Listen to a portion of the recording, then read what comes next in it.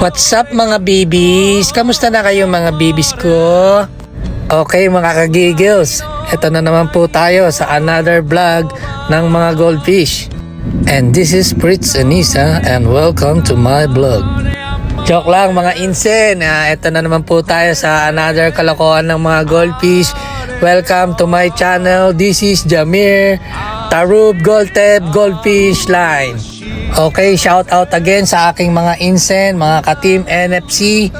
Shout out kay Carlo, Roque, kay Boss MFL Goldfish, kay Boss Tango Gab, at kay Boss Kaliskis Goldfish.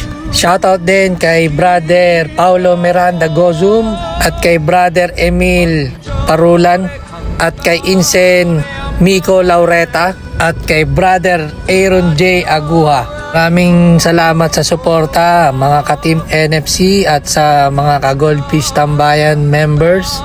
Ano naman tayo sa another vlog. Papakita ko ang mga progress ng mga dati kong alaga.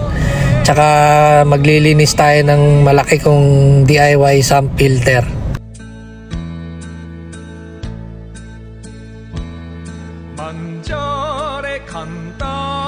Okay mga ka-Goldfish Tambayan, yan, nagwiwisi ako mga 8 AM yan. Direct faucet tayo mga bossing. Naglalagay tayo daily ng anti-chlorine. Tsaka yung Amazon na anti-chlorine na yon, nagpapababa rin yun ng nitrate. Yan, sa RepTab, 70% ako magwisi daily. Kasi nandun yung mga grow out challenge natin. Ayan, ito yung mga nilipat natin na galing sa RepTab. Ito naman bagong kuha natin kay Boss Ian Trico. Nung last vlog natin medyo hindi pa siya sanay sa tank na yan. Ngayon medyo mukhang nagiging okay na sila. Mukhang nag-a-adapt na sila. Mukhang nagiging komportable na sila. Nung pinakain ko sila kanina medyo malakas na sila kumain eh. Ayan, si Iprit ang ipapangalan natin dyan sa IGC na Kirin. Ayan, si Haki tsaka si Boundoman. Iprit, ano yun eh, God of Fire sa Final Fantasy yun. Kaya yun yung naisip ko kasi mapula siya eh. Tapos si Bahamut, itim, dragon yun sa Final Fantasy. Kaya Bahamut yung pinangalan ko. Ito si Boundoman, ang ganda ng hubog ng katawan nito eh. Medyo mabagal lang yung growth niya eh. Tsaka bigla siya nag-bronze dito. Pero sa tab, itim na itim yan. Yung wen growth niya, sa tuktok lang ng ulo. Sana mag-wen growth pa yung buong mukha niya. Ito naman si Aki, kulang pa sa wen sa ulo. Sana mag-wen growth pa. Yan mga katambay, direct faucet tayo. Ang gamit naming tubig dito, prime water. Mahina daw siya sa chlorine, deep well daw. Pero hindi ako kampante, naglalagay pa rin ako ng anti-chlorine para sure. Total may pampababa naman ng nitrate yung Amazon brand na anti-chlorine. Di nilalagay ko na rin para bumaba rin yung nitrate sa tubig. Ayan, medyo nagiging okay na sila. Lumalangoy-langoy na. Di katulad nung nakaraang vlog. Lagi lang sila nasa sulok. Sana mapaganda ko pa sila. Update ko kayo mga ka-Goldteb. Daming code no. Mga ka-insen, mga ka-giggles, mga ka-bibis, mga kanindot kaayo. Comment daw below nyo kung ano bang final na gagamitin natin code mga viewers. Ganda talaga no IGC ni Boss Migoy oh. Baka manalo pa yan, naka-entry pa yan, tapos naka-entry pa yung BTO natin. Pero malabo mga ka-giggles, mga ka-bibis. Maraming magagaling dun sa IGC. Nakita ko yung mga update nila. Grabe, ang gaganda. Yan, maglilinis na tayo ng sump natin. Grabe, ang init. Tingnan mo, grabe ka. Kadugyot naman yan. Grabe naman kadugyot yan. Insen.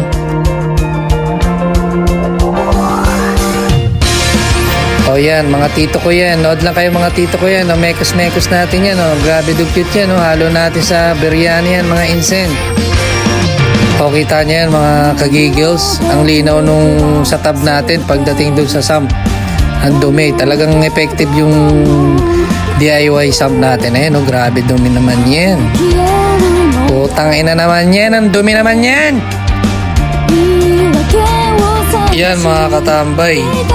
1 month ako hindi naglinis ng DIY sump natin. Grabe yung nakuha ang dumi oh. Pero tingnan nyo naman yung ano natin, crystal clear pa rin. Yung dalawang ST dito, ginugroom natin galing kay Boss Seisbad. Yung redhead naman, yan yung Meng Meng and Friends. Yung black, yung IGC, si Bahamut. Yan ang maganda sa DIY sump. Di tulad nung glass sump, mga Lodi Cakes. Ang hirap linisin kasi kumakapit talaga yung green algae doon. Di katulad dito, madali lang siyang kuskusin.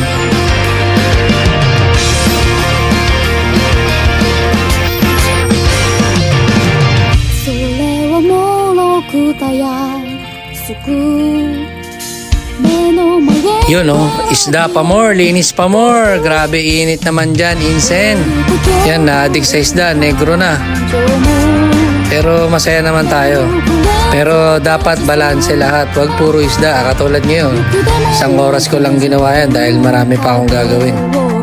Grabe init talaga kanina. Yan, binaba ko yung mga medyas. Dito ko nilinis kasi malakas yung pressure na tubig. Sana mas mapaganda pa natin itong mga ginugroom natin. Mahilig talaga ako sa mawin. Sana mag-win pa sila. Yan naman yung algae dito sa reptab ko. Di ko nire-reset yan. Simula nung ginawa ko yung reptab na yan, di ko inalis yan. Pusa lang nag-green, nababakbak, iniigop ko lang, sinasipon ko lang.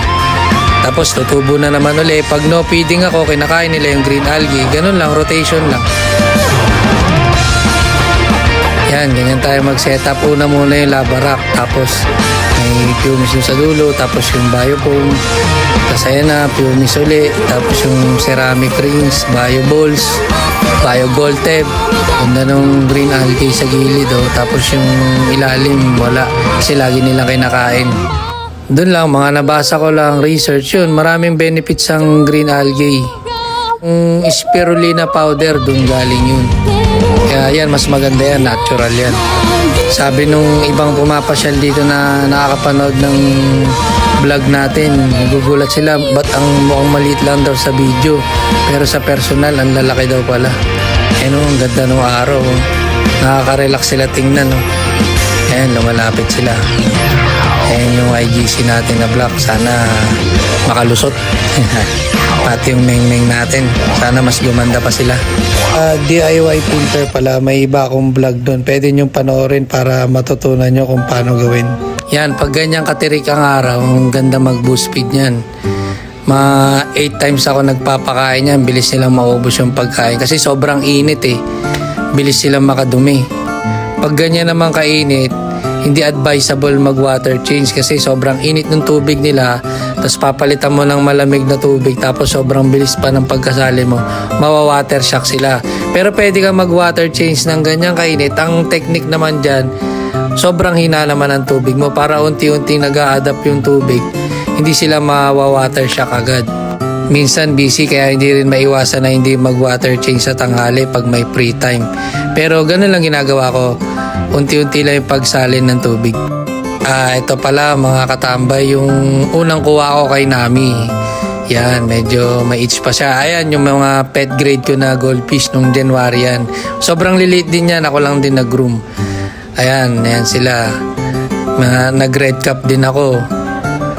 Kulay green niya kasi may gamot, may itch yung pagkakuha ko sa kanya Ayan, naka yan, general aid yan. Nasa 150 pesos ata yun. Effective naman siya. Nakakatamad din kasing mag-hospital tank Hybrid rancho rin yan si Nami, female. Nakuha ko yan kay Boss Jan Cabalar. Yan, 500 pesos ko nakuha yan nun. Wala pa atang 10 video na to. Yan lang yung biological foam, air pump. Ang takaw din yan ni Nami. Kita nyo naman yung dumi, ang taba. Ayan, nag-demikin din tayo. Nakuha ko lang din yan sa online. Sa mga goldfish keepers na group sa Rancho Philippines yan. Doon pa ako nakakita ng mga for sale nun.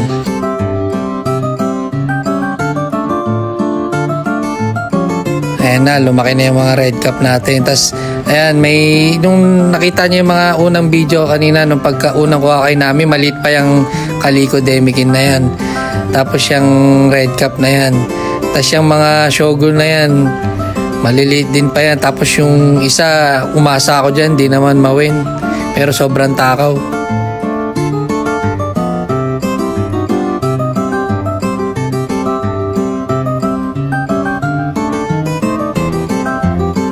Ito yung unang tank ko, dito ako nagsimula. Ayan yung mga pet grade natin na rancho, hybrid yung gold. Pero hindi siya ganun kawin. Tapos yung Calico rancho, yan, mga nabenta rin natin agad yan nung lumaki. Ganda ng pagka green algae, oh. Iba talagang sikat ng araw, tsaka mas nagda-dark yung mga dark na goldfish. Yan, dati pag nagpakain ako, direct.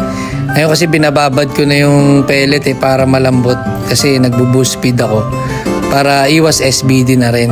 O kaya mas effective yung custom mix, babad yung pellet niya sa probiotics para mas gumanda yung goldfish nyo. Maganda kasi pag nakababad yung pellet nyo, malambot na. Pag kinain nila, mabilis silang matutunawan. Ayan na, sinami, mga 4 months ko siyang greenum. Ayan, ang ganda rin niya. Yung wen niya, grabe din. Halos natatakpan na yung mata niya. Female siya, pero mas malalaki talaga sila Hisoka at saka si Ace. Pero maganda ring material to. Ang ganda niya rin, cute. In-out ko siya kasi sobra na ako sa female. Ang gusto kong ma-breed si Hisoka at saka si Ace. Pero gandang-ganda din yung buyer natin. Tuwan-tuwa, satisfied customer. Nga pala guys, yung mga tips ko and guides, based on my experience. Hindi po ako expert, still learning more things about sa goldfish. Ayan, mga ka-goldfish tambayan. Kukunin na siya ng buyer natin. Makikita nyo naman na okay naman yung size niya, pero iba talaga yung pagka-jumbo nila, nila Hisoka at saka ni Ace. Pero ang ganda rin ng pagka-curve niya. Ayan, kitang-kita niya naman. Quality, curve din. Pwedeng-pwede. Yun, balot na. Yan. Kitang-kita niya naman, mga kagigils, mga kabibis. Ang ganda, Medyo nalungkot ako nung in-out ko yan kasi syempre late ko siya kinuha Tapos ngayon, ang ganda niya na, ang laki. Tapos, goodbye. Ganun talaga. Ayun, napaiyak si Brother Rider. Kuya, ba't mo bibenta? Ikaw nagpalaki niyan. Ayun, black na si Nori, Grinum natin siya na almost 4 months din. Okay naman yung dorsal niya, yung tail, sakto. Okay naman to Ang naging fault neto kaya naging material.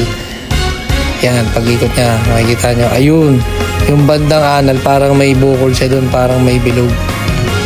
Pero, alam nyo naman sa online, sa Goldfish Show, masiselan mga judges.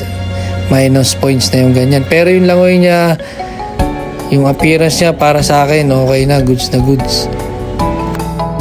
Ito pala yung sample mga ka-goldfish tambayan ng magandang video, yung hindi siya tumatalbog, yung medyo nasa gitna yung isda pag lumalangoy.